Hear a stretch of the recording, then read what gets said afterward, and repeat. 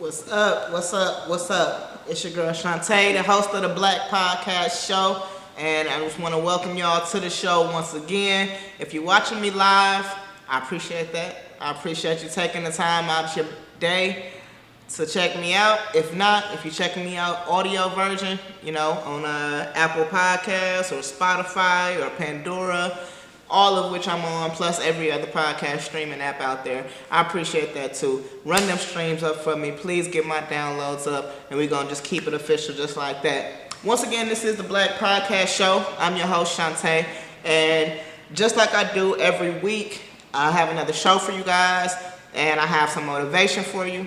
I have some true crime for you, and we're going to round it all off with a little Tay Talk, in which I have a few different things that I'm going to talk about.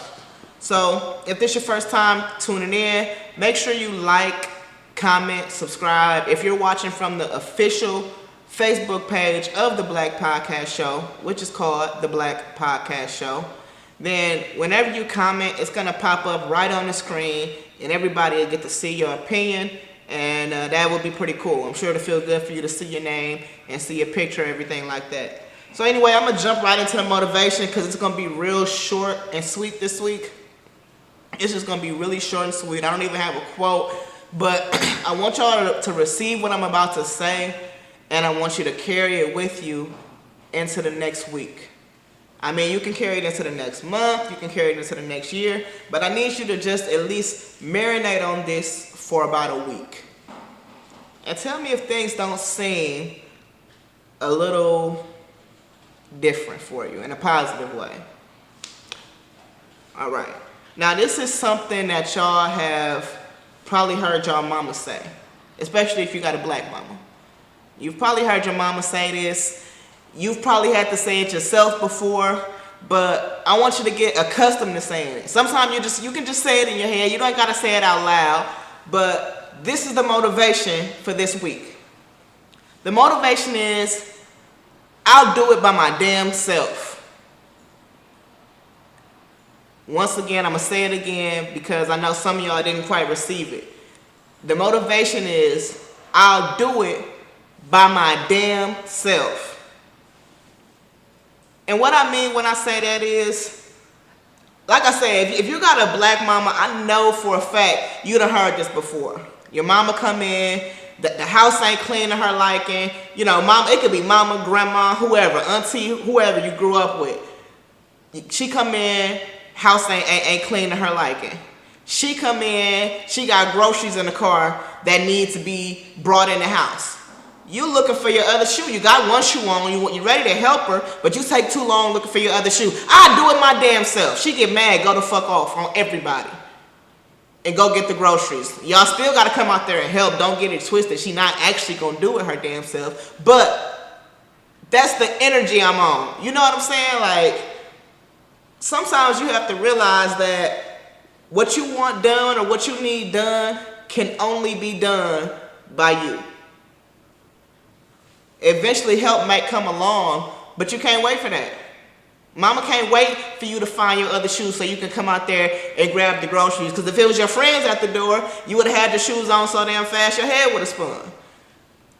But sometimes we have to get out there and do things on our own. Sometimes our friends can't go with us. Sometimes our family can't go with us. Sometimes your best friend can't help you. Sometimes your boyfriend, your girlfriend, your husband, your wife can't help you. Sometimes they can't go with you on your journey. Sometimes we got to do it by our damn selves. And sometimes we got to do it by ourselves to show everybody else that it can be done. Sometimes you got to prove a point, and that's okay too. But whatever the case is, do it. If it has to be done, do it. Because what we're not going to have, what we're not going to accept from ourselves, and what we cannot accept is 10 years from now, oh, I didn't do it because such and such didn't do X, Y, and Z. Nah.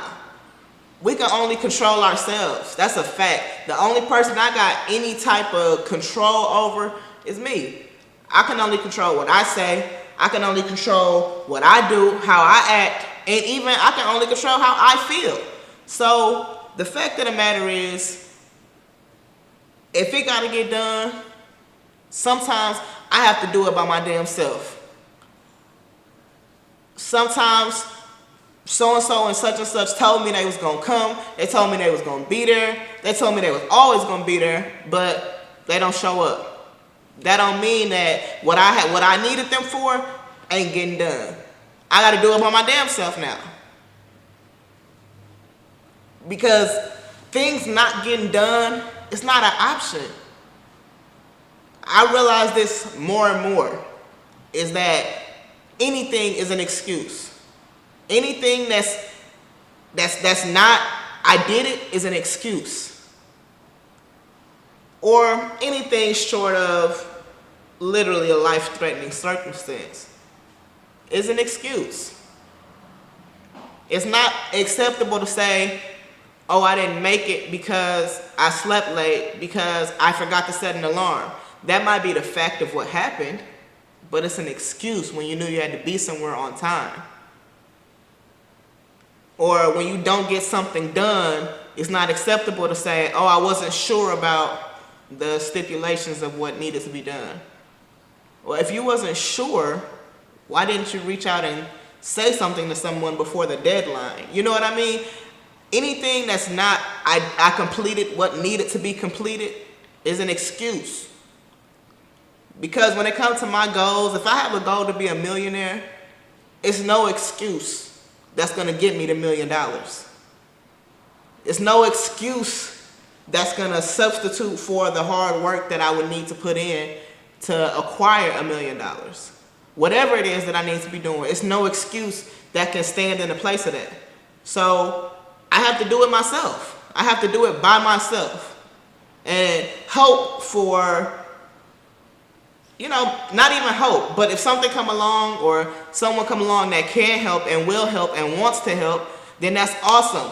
But until then, you do it by yourself, and even then you continue moving forward no matter what. So that's the motivation. Like I said, y'all just have to take that with y'all into the next week, into the next month, into the next year. Sometimes you got to do it by your damn self. And you can't worry about what nobody else doing. It doesn't mean that you mad at nobody. It doesn't mean that you disappointed in nobody. It doesn't mean anything besides we got tunnel vision. And I can't stop doing what I'm doing to fuss at such and such for not doing what they're doing, or to sulk in anger, misery, upsetness because what I need to get done ain't getting done. I gotta do it my damn self. All right? All right. So now we're going to move on. Like I said, if you're checking me out for the first time, please go ahead, like, share, comment, send me a reaction, love. If you love it, love it. If you hate it, go ahead and react the angry emoji.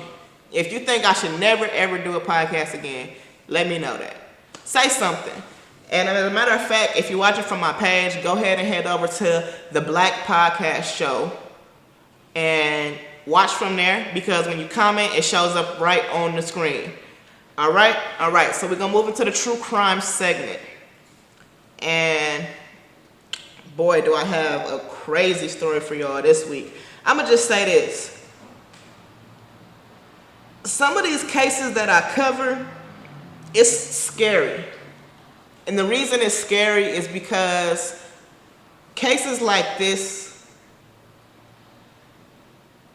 show you how petty a person can be. It shows you how petty life can get, and it shows you how far a petty person will go. So this is a crazy story. This is a story about basically a neighbor massacre, a neighborhood slaughterhouse. I don't even know how to describe it, but this guy, Billy Woodward, just lost it. He snapped, he went crazy. And his neighbors received his wrath after a few month long warfare. So anyway, let me take y'all back to 2012. And a Florida man by the name of Billy Woodward had been living in Titusville, Florida since 1998, and pretty much the whole neighborhood was close. So there was one of his neighbors who was named Gary Hembry. He was pretty much like a younger brother to Billy. He was about 5 years younger than him. And by 2012, they had been friends for 8 years.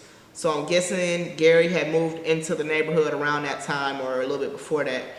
And Tim Blake also moved into the area shortly following that. Their kids played together. They were very close. Gary had a daughter, and everybody in the neighborhood was just cool as hell. So around 2012, things just started to change. And I mean, a couple factors played into it, but it's not really clear exactly what caused. I mean, I think it's just, like I said, a couple of things, which I'm going to go into. So around this time, Gary's girlfriend ends up moving in with him. His girlfriend and her 2 twin daughters. And I'm guessing Gary had a daughter. So this was kind of unclear, because what ends up happening is that Billy thought Gary's daughter, so like I said, I'm not sure if this is Gary's daughter or his girlfriend's daughter, but Billy thought Gary's, daughter was stealing candy from his daughter after they had some play dates. So Gary's daughter would go over to Billy's house, kick it with his daughter, play with her, and eventually she had some kind of, I'm not sure exactly what kind of dish or bowl or whatever the case it was, but basically her candy started coming up missing. And she complained to her mom, and her mom immediately was basically like, well, at first they didn't really know. At first they was kind of like, did you eat it or are you tripping? And she was kind of like, no, my candy is missing. So eventually they realized that this always happened when Gary's daughter came over there. And to me, it's just like, who fucking cares? It's candy. And it's kids and candy. Like, not saying that stealing is okay, but this made Billy, Billy got really, really, really upset behind this. I'm sure it was the principle of the matter, but whatever the case was, Billy felt that this was very disrespectful and indicative of just poor parenting. So Billy was not feeling this. It wasn't to the point where he said she couldn't come over anymore, but he was upset. And eventually, Billy ends up finding out that Gary smokes weed. So Gary actually had epilepsy. So he was prescribed a medical marijuana card, meaning that he could legally smoke weed. And around this time as well, this gentleman that we're looking at, if you're watching me on Facebook, is Gary's best friend. So that's Gary on the right in the white t-shirt, and this is Roger on the left in the black wife beater. They're good friends. Roger ends up moving in with Gary because, he was probably just on hard times. Roger and Roger's girlfriend as well have now moved in with Gary and his girlfriend and their children. So no big deal. But Billy ends up seeing Gary outside smoking weed, and he really didn't like that. He felt it was more signs of poor parenting. So Billy, let me just go back and state that Billy is ex-military. So Billy Woodward is a very straight-laced type of guy. He goes by the book, he follows the law, etc., etc. And besides him being ex-military, his father is a retired cop. So you can imagine what kind of household he grew up in. So I think that probably plays a part in why he felt so disrespected by the little girl stealing candy from his daughter. So Billy sees Gary smoking weed, and he actually confronts him about it and tells him that his daughter can't come over to Gary's house anymore. Billy tells Gary, my daughter can't come over your house anymore. Your daughter can still come by my house, I guess despite the stealing of the candy, but I'm not comfortable with my daughter coming over here anymore. And Gary actually got upset, and Roger and his girl was out there too, and they actually kind of got in it as well. So they all felt that Billy was being judgmental. They felt like he was tripping, and also that he was overreacting. Considering the fact that Gary had a medical marijuana card, I'm gonna say he was kind of tripping, but also a parent is has the right to say what they do and don't want their child exposed to. I feel that it wasn't necessary to approach him and say that on the cusp, and that's where the pettiness starts. And I'm gonna say that actually this is probably where the pettiness started. So following this incident, Billy's daughter had a birthday. This is her 12th birthday. So on her 12th birthday, Billy's wife's friend comes by to drop off this cooler of things she had prepared, like treats and stuff she had prepared for the birthday girl. And she ends up calling Billy's wife, Barbara, and asking her, you know, hey Barbara, did your daughter get the cooler I left? What did you guys think? Did she like the treats I left for her, etc., etc.? And Barbara's like, you know, what cooler? I'm not sure what you're talking about. She asks Billy, hey, did you see a cooler? So-and-so left it. No, Billy didn't see it. He looks on the back porch, front porch. No, it's nowhere to be found. She asks her daughter, hey, did you get the cooler off the porch? Her daughter has no idea what she's talking about. The cooler is nowhere to be found. Immediately, who do you think Billy assumes took the cooler? Who do you think Billy and Barbara assumed took the cooler? You got it. Gary's daughter.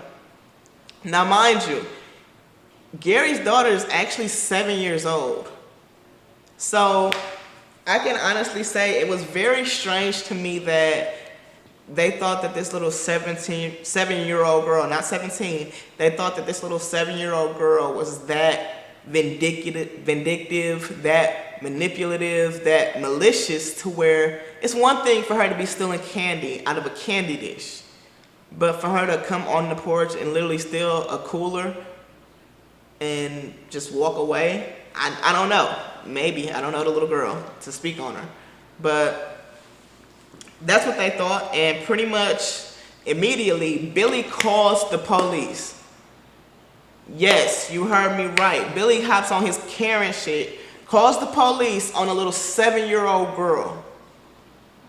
So when the police get there, Billy goes over to fucking Gary's house with the police and confronts him. So you can imagine how that went, right?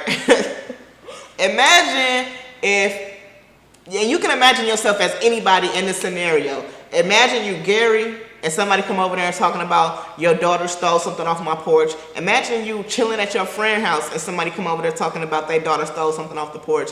And imagine they come over there with the police though, talking about a little 7-year-old girl that you're associated with in any way stole something off somebody's porch.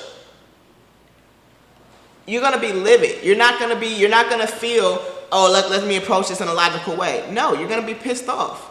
So of course Gary was pissed, but he actually consented to let the police search the girl's room. I think either he let the police search it or maybe they had him search it. Whatever the case was, the cooler was not there. So Billy had falsely accused this little 7-year-old girl of stealing the cooler. And even after they did not find the cooler anywhere in or around the house, Billy still felt that she stole this cooler full of treats for his daughter. So after that, in layman's terms, I'm going to just say it was up and it was most definitely stuck. After that, it was just feud after feud after feud. Every single day, they was arguing. Billy and Gary was arguing every single day about any and everything. So they would be out there just yelling at each other, yelling obscenities. And usually, I'm going to say this. I will say this. Most of the neighbors say that Billy never started it. That as soon as Billy would like come out the house or open a window or show any sign of life, they would immediately start going in on him. And it wasn't just on him. It was on him. It was on his wife. And some people even say, well, Billy's wife specifically said that when her daughter would get off the school bus, they would be sitting on the lawn pretty much waiting and yelling obscenities and profanities at her as well. And so it really got crazy after that. So like I said, every day they're getting into it. And sometimes these arguing, cussing matches would last for hours. So just imagine your neighbors arguing for hours every single day. At first it would be funny, but after a week it's kind of like, okay, I'm a little concerned. And then after 2 weeks, 3 weeks, it's kind of like, okay, y'all lame as hell, because either y'all need to do something or y'all need to shut up. But this went on for about 6 weeks. That's too fucking long. It's too long. It's way too long for neighbors to be cussing. For grown men, mind you, these guys are like, excuse me, these guys are in their 40s. So I think Gary was 39. Billy was 44. Roger was 45. So these guys are in their late 30s, early 40s. Matter of fact, mid 40s. Too fucking old just to be going back and forth every single day. And as a matter of fact, the police were actually called, over the 6-week period, the police were called over 80 times to this neighborhood. 80 times. But the police never really did anything. And I think that the police probably look at it as anybody would look at it. Anybody with sense looks at this like, this is some grown ass people arguing that need to just stop. They need to grow up. But you can't make them grow up. But I do think the police should have done something after being called so many times. And sometimes they would just post up. And for the most part, people would play nice when they posted up. But a lot of the times, they acted as if there was nothing they could do because nothing had actually been done physically. And at one point, Billy was threatening to kill the neighbors. Gary and them was threatening to kill him. And they all went to court and filed for restraining orders. So like I said, actually, I'm only mentioning the main key players, but there was other neighbors involved too. So there was also a guy named Tim. Well, his name was Bruce, but I guess he went by Tim. Everybody refers to him as Tim. And he actually took sides with Roger and Gary. So this is Tim. He took sides with Gary and Roger, even though they was all friends. At one point, like I said, these people had been friends for years, to the point where Billy had paid Tim rent before. Like when he couldn't afford to pay, he paid his rent before. I think he paid his water bill before. These people were close. And you're going to see in just a second, I'm going to get to how it all ended. But it got to the point where everybody took sides. So some neighbors was on Billy's side. Some neighbors was on Gary and them side. But a bunch of them went to the court, filed for restraining orders. The judge brought them all in and said, I'm not giving any of y'all restraining orders. Y'all need to go home and grow the fuck up. And once again, I think it was a missed opportunity to do something. But I understand the judge feeling like this is a whole bunch of malarkey. This is some dumb shit. That's what I would have thought if I was a judge and sat there and heard this case. Like, this is some dumb shit. But also, I would kind of be like to Billy, you call the police on a 7-year-old girl? Like, come on now. So, and I didn't even mention, by this point, yeah, I left out a couple things actually. So let me rewind real quick, because after the restraining order was filed, things got really crazy. So what also occurred at this point was Gary actually went over to Billy's house and started taking pictures. And so Billy would get really upset when Gary did this, but the reason he did this is because Billy had really bad PTSD from being in the military.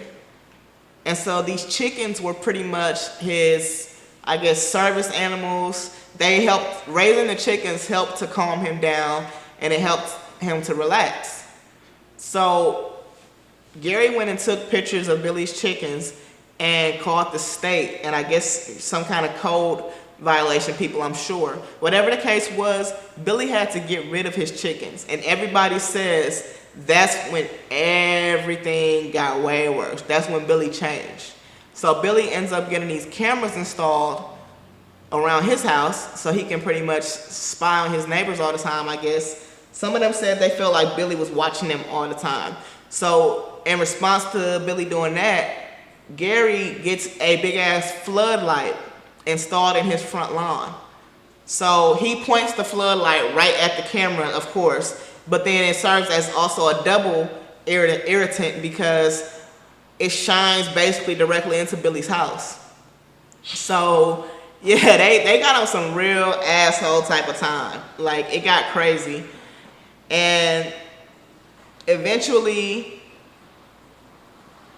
like I said, they go to court, they do the restraining order, the judge throws them both out. Billy and Gary finally come to blows right in the parking lot of the courthouse. So they finally got into it. Basically, they all had went outside the courthouse, and Gary was just looking at Billy. And when Billy looked at him, he was like, "Are you ready to die?" And I'm not sure what Gary said back. I'm sure some slick shit. And so Billy ran over there and stuck his fingers into Billy's eyes, like as if he was trying to gouge his eyes out. Billy went crazy. He lost his shit. And of course, they end up breaking it up. The police actually arrest Billy. And from there, once again, it kind of just gave the other side a little more ammunition. It kind of ignited them a little bit further. And so from there, I'm going to just say, I think they felt vindicated when the police arrested only Billy. Even though they let him out, they let him right back out. Like, I don't think he got charged with anything. I'm not sure. But they felt vindicated. So after that, Gary started having these parties. Like, basically on some every night type shit. So Gary would have these big ass parties. He invited literally everybody except Billy.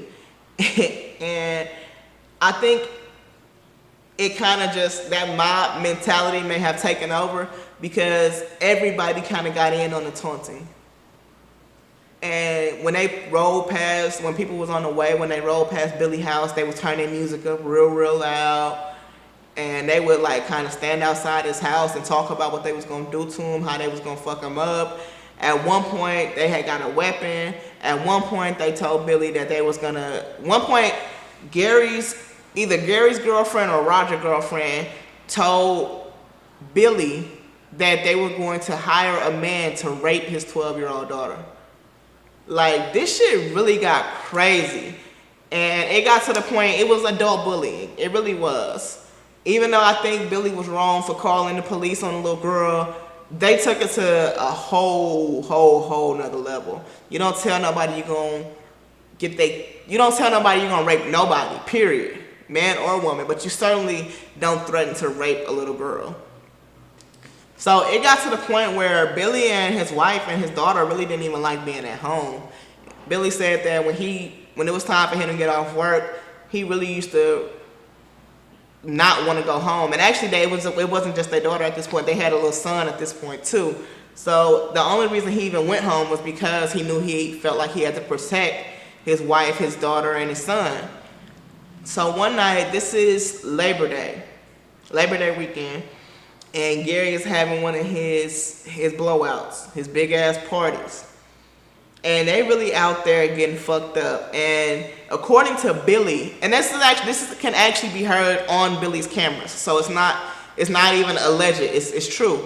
They were talking about how they should burn his house down, how they should kill him. But they was also talking about a lot of shit. I think, and I can't really just say, and it wouldn't be fair to say, but I will kind of say I think that at a certain point, they just started looking at this shit as fun. I think they had gotten so into it, so attached to the drama, that talking about how much they hated Billy, talking about what they was going to do to Billy, I think it was just kind of like, they took it to a childish level. They was back at the schoolyard, you know? But Billy is sitting there listening to all this shit. Mind you, everybody else in the house sleep, but Billy is listening to all this.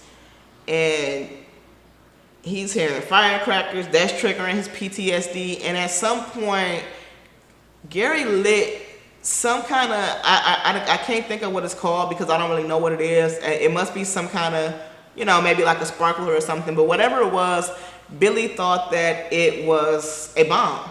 Billy thought it was a quote-unquote Molotov cocktail. And so at that point, Billy grabs his gun. He sneaks outside, away from his family. and he literally got into the mindset as if he was on a military mission. And he went straight up to Gary's house. First person he saw was Roger outside with his 17-year-old son. Roger and his 17-year-old son. This is Roger, so I mean, not the best picture to use when I'm classifying him as a victim, but that's Roger. And so, you know, this picture actually was one that was used in evidence brought up by Billy's wife, saying that once they found out Roger had a gun, this picture was posted on Facebook, and they were worried. At some point, Roger told them, I got a gun, and I can use it too. So, first person Gary sees is Roger outside with his son. Gary walk up to him, pointing the weapon. Roger's son, they was wrestling, so Roger's son was on his back. He jumped off like instinctively, and Gary shot Roger right in the chest. Like point blank range. Shot him right in the chest in front of his son. So that was kind of some hoe ass shit. Like, not even kind of, it was really some hoe ass shit. And following that, the next person, Tim, the other dude I showed y'all, him was actually standing outside when it happened. So of course his first instinct, he take off running to the carport. He tried to run to the car, but Gary was too fast. Gary walked up on Tim and shot this man 11 times. In the chest, arms, legs, like, he went crazy on Tim. He really did. It's insane that Tim is the only one that lived after this. And so after that, Billy went and found Gary. And Gary had came outside. Gary was actually still in the backyard. His party was just about over, but he was still in the backyard. So once he heard everything, he came outside to see what's going on. And that's when Billy turned on him. And he tried to run to his car, but Billy cornered him, killed him. And it was crazy because Gary's girlfriend was right there by his side, and she was just screaming, but Billy never shot her. And he said it's because in combat you don't hit women or kids. So, and they say that after he did all that, he went back home, put his gun down, and literally got on his knees, put his hands behind his back, behind his head, and waited for the police to get there. And actually, I have a picture. Can you show it's a picture that's like his mugshot? He has on an orange shirt, and he got like a smirk on his face. This dude, Billy, was really sick. the picture, I might not be able to bring it up if you're watching live. I thought I could bring it up, but this dude, Billy, just, the smirk on his face lets me know that it's not a single regret that he has. The smirk on his face lets me know Billy would have for sure done this again and again and again and again. I mean, I haven't seen a recent picture, but that first picture just lets me know it was not a single regret running through his mind.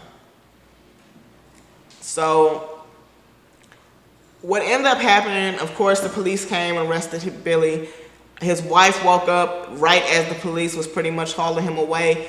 And I wonder did she feel any, I don't know what she felt, but I did wonder if she felt any kind of guilt for waking up right as it was over.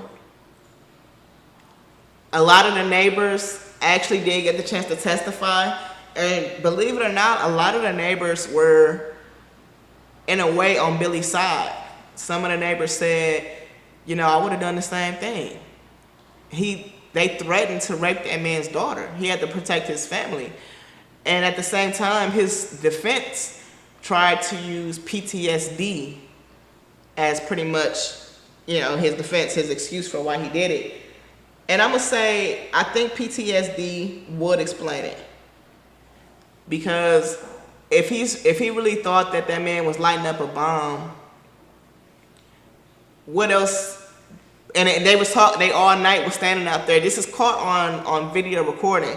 They're all night standing out there talking about how they're gonna burn his house down.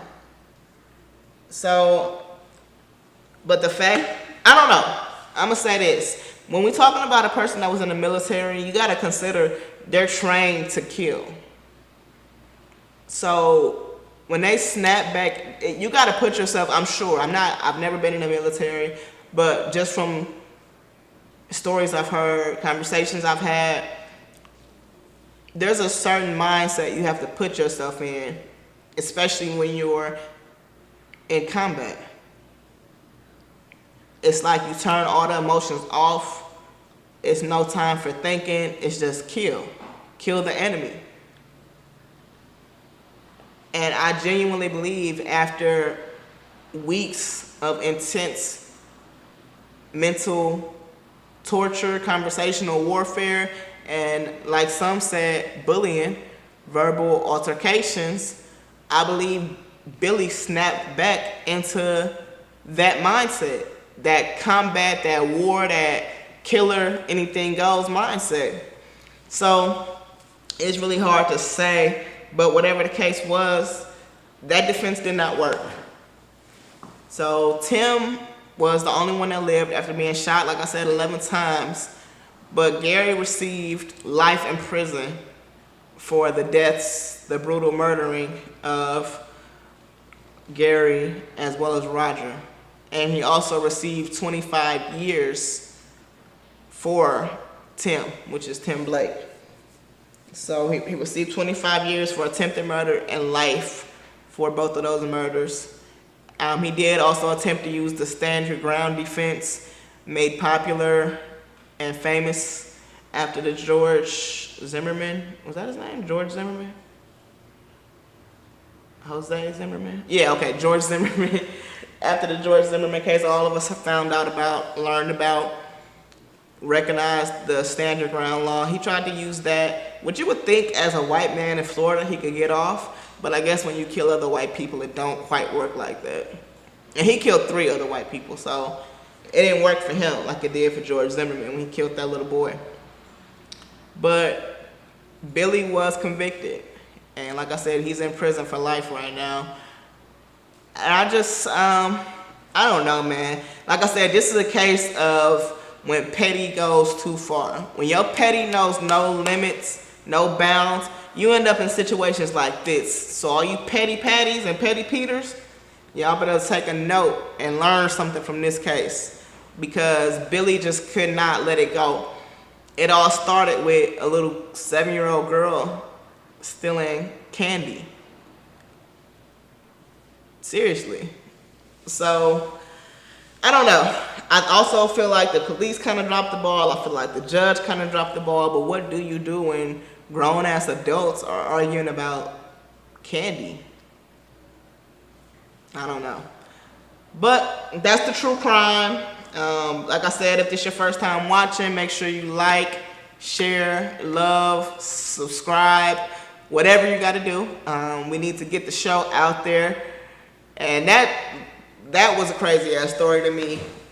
It just, like I said, it just makes me reconsider all my pettiness, because I don't want to get to that point. But yeah, Billy is off the streets. Billy locked up. He ain't getting out. He is not getting out at all. Actually, I didn't see anything about him passing away. So we're gonna move right along into the next segment. Something a little more light. I like to kind of do my last segment, make it kind of fun, somewhat humorous. We're gonna get into the Tay Talk right now. So for today's Tay Talk, I actually have a couple of topics that I would like to cover. I'm not even sure which one is gonna pop up first. I'm gonna give my highly esteemed engineer the wherewithal to throw one of the topics up there. Okay. So if you're looking at the screen, if you're watching me live, I know this looks crazy right now. So this is obviously a picture of a little girl with what looks like a gun in her mouth. And it has a little heart emoji sitting next to her as if it's just the cutest thing in the world. This little girl literally has a gun in her mouth. So I have an update from her mom as to pretty much an attempt to explain. It says, man, Facebook's so slow. Y'all try to bash anybody. I'm far from a bad mom, and Facebook don't move me. Yes, maybe it wasn't right, but I didn't realize how the pictures looked until somebody texted me asking was it real shit. But y'all some D's. It's a toy gun.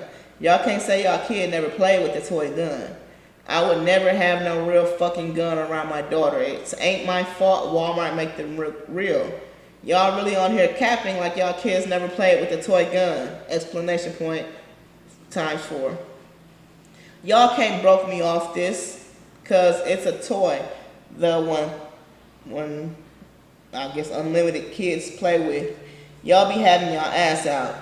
Bringing different niggas around your kids. Teaching them how to twerk and ask for money, but y'all think this bad. Laughing emoji. Okay. I wish I would have. Oh, okay. You ain't put don't put the response up because I didn't black out this girl name. This might be the dumbest fucking stupid shit I've ever read. For one, I got a headache because it's not a single punctuation mark to be found besides the damn exclamation point emojis. Like, bro. Oh, I wish I should have blanked out the little girl face too, huh? But anyway. That gun looked real, for one. It has a little part.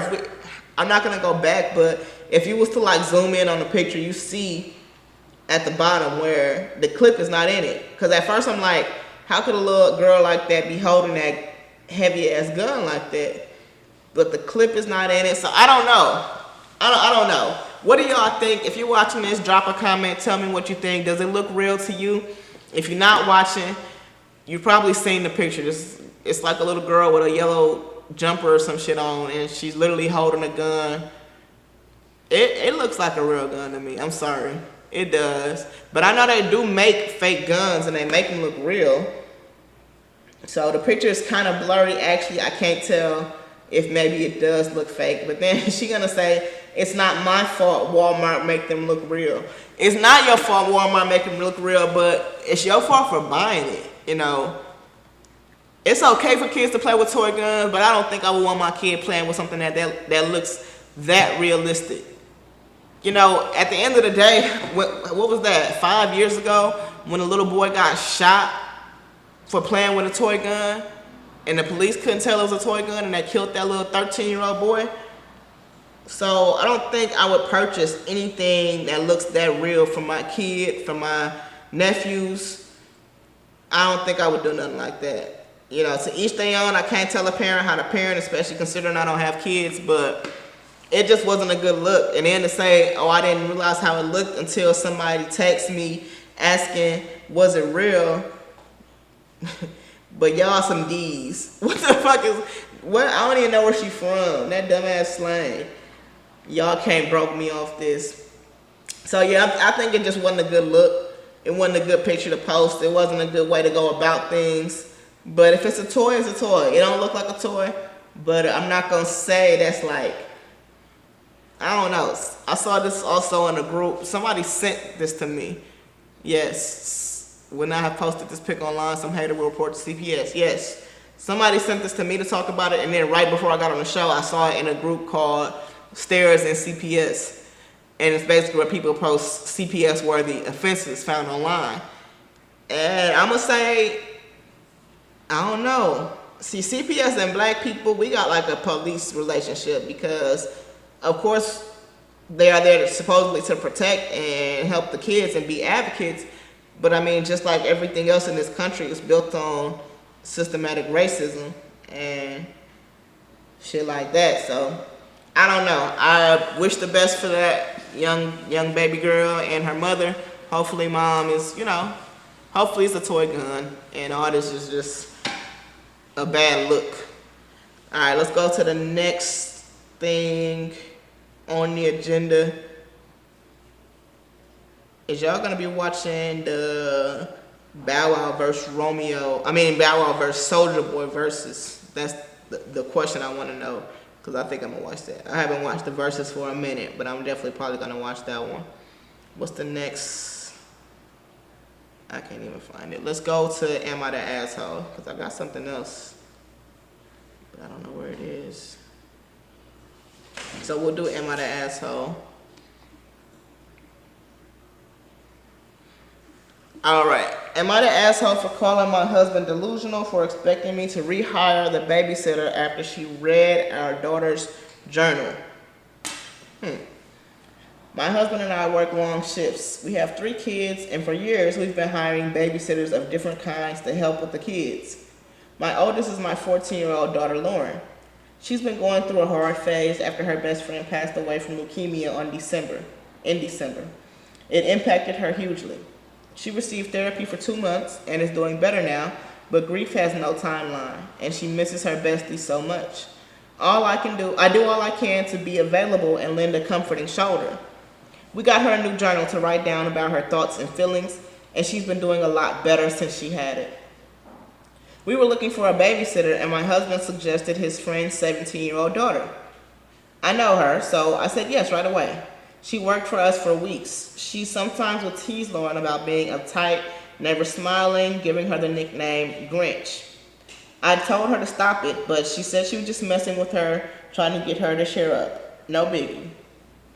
Days ago, while I was working, Lauren called me and was crying, saying I needed to come home. I freaked out, and when I got there, I saw the babysitter sitting with the kids. Lauren was upstairs. She said the babysitter took her journal and started reading it out loud in front of the kids while recording herself. I was pissed as fuck. I've asked the babysitter, and she said she was just messing with Lauren, showing her that it's okay to speak emotions out loud instead of bottling up. She really thought she was helping her overcome her fears to express herself. I yelled, saying it wasn't her place and that she caused more trouble than ever. She apologized and swore she deleted the video, but I told her she could no longer work for us and needed to leave. She broke down crying and apologizing to me and Lauren, but I refused to let her keep her job. I know Lauren doesn't want to be around her anymore. My husband came home and was upset that I let the babysitter go, reminding me that this was his friend's daughter and that I shouldn't have made her leave. He argued that I handled this the wrong way, and that I should have been the adult in this situation instead of yelling and kicking her out. I explained what she did to Lauren, but he said, I agree with you on this. She should have known better, but she didn't. Kids her age make mistakes. What's done is done. She apologized, so we should give her another chance. He kept on about how this impacted his friendship of 14 years. Also said we're now without a babysitter and his trip is this week, so I have no choice but to let her come back. But I said no.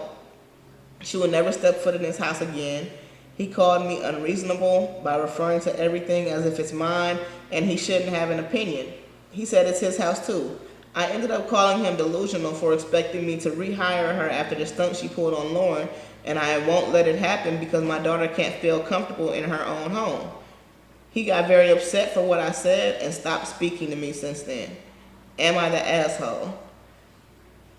For those asking why we need a babysitter with a 14-year-old in the house, first of all, the babysitter is for my younger children who are 6 and 4. My daughter doesn't need a babysitter. Second of all, she's incapable of looking after her brothers for several reasons. She already made it clear, and I wasn't going to force her to do it. Besides, hiring a babysitter has become normal, whatever. Okay, I don't have a problem with none of that. And I'm going to say, you are most definitely not the asshole. Actually, your husband's the asshole, and he really kind of a bitch. Yeah, he really kind of a bitch, because this nigga sound like his name is like Edwin or some shit. You know what I'm saying? Like Albert or some shit. Not even Albert, but like Edwin. He seemed like Edwin. He seemed like he got like a rat type of face for some reason. He just giving me real negative, like snake ass vibes, because this little girl, this babysitter, I'm gonna call her Kelly. She's a fucking little bitch. And okay, I'm gonna say this. I don't know if you should have yelled at her, because I don't know how people take other people yelling at their kids, so you probably shouldn't have did that. You know, I don't know what your hands are like. I don't know if you can just go off adrenaline like some people are able to, but you might be kind of salty if Kelly mama come over there and beat your ass for yelling at her daughter and kicking her out and making her walk home, I guess. So you probably shouldn't have did that. But I do think you was right to fire her. I think maybe what you should have done was take her home and tell her parents what happened. But no, she really tripped out, and she talking about she was really trying to bully your daughter. That's what it sounded like to me. So I don't think you did the wrong thing at all. Like I said, your husband really kind of a bitch ass nigga for wanting his daughter to accept being bullied, for wanting y'all to hire somebody that's bullying your daughter. Like, okay, the light picking where it's kind of like, just smile, don't be such a Grinch. That can be kind of cool if it's like, you can tell if it's genuine though. If she's doing it to the point where it's bothering you already, I'm gonna call you Angela. You giving me Angela vibes. Angela's usually be like strong and sophisticated. And that's the vibe you giving me, like real bitch vibes. So Angela, if your daughter's being bullied in her own home, it's nothing nobody can say to change your mind about how you protect your daughter. How can anybody call you an asshole for doing what you should? Like, when somebody is treating your child wrong, your child needs to see you jump into protection mode right away. Your child needs to know right away somebody got their back. And as their parent, that's your job. So your daughter seeing you jump into protection mode, immediately get rid of the offender and address the situation head on, she know you got her back forever. She knows she got somebody that she can go to whenever she's in trouble, whenever something going wrong. And now she know Daddy gonna pick his friends over me. Daddy gonna, you know what? Honestly, I'm not even trying to take it there, but what the fuck is your husband got going on with this babysitter that he want her around so much? You know what I'm saying? That's some whole other shit that I probably shouldn't even get into. But Angela, that nigga Edwin, I ain't feeling him. I ain't feeling him for you, sis. You're not the asshole. The fact that he got you feeling like you the asshole is the problem. That's the problem. So Angela, like I said, you good in my book. You're not the asshole. Lauren's not the asshole. Kelly and Edwin are the assholes in this situation. So I got another Tay Talk subject. Can you get it up? The one with the one about the soul food stuff. This is the one. Okay, real quick. Now that we grown, was Bird wrong for getting Lim a job? So okay, if you're not watching, it's a picture of Samuel, the light-skinned dude from Soul Food, the one that got Lim a job, and then on the other side is a picture of Bird and Lim, which is Nia Long and Mekhi Phifer. Now that we grown, was Bird wrong for getting Lim a job? And was Lim wrong for overreacting when he found out? This is from the classic black movie Soul Food. So, to answer this question, I'm gonna say, hell yes. Bird was dead ass wrong. Bitch, are you crazy? You go to your ex-boyfriend to try to get your husband a job. The same ex-boyfriend that came to your wedding, rubbed all on your titties like you was a little $2 hoe, and put some money in your bra. That same ex-boyfriend.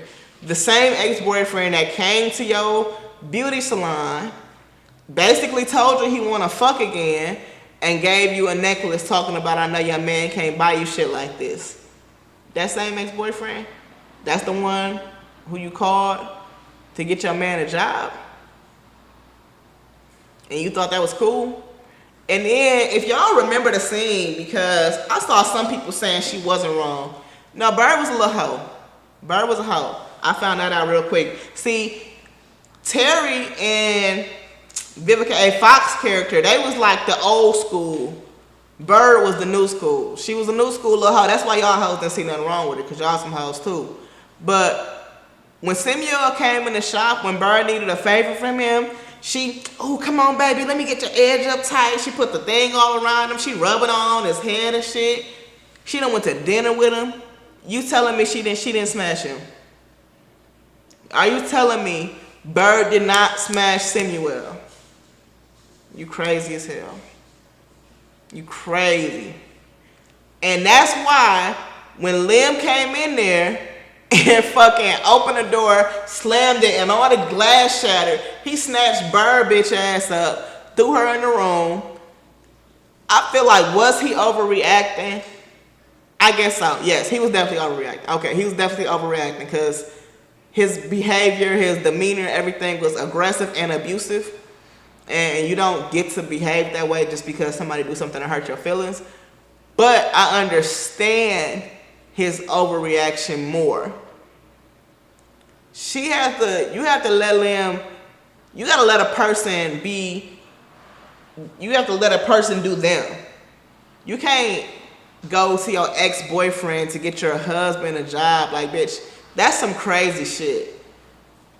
And I didn't get that because it seemed like they was kind of connected. So why you didn't reach out to anybody else to try to get your man a job? Why would you reach out to your, like, come on now, y'all.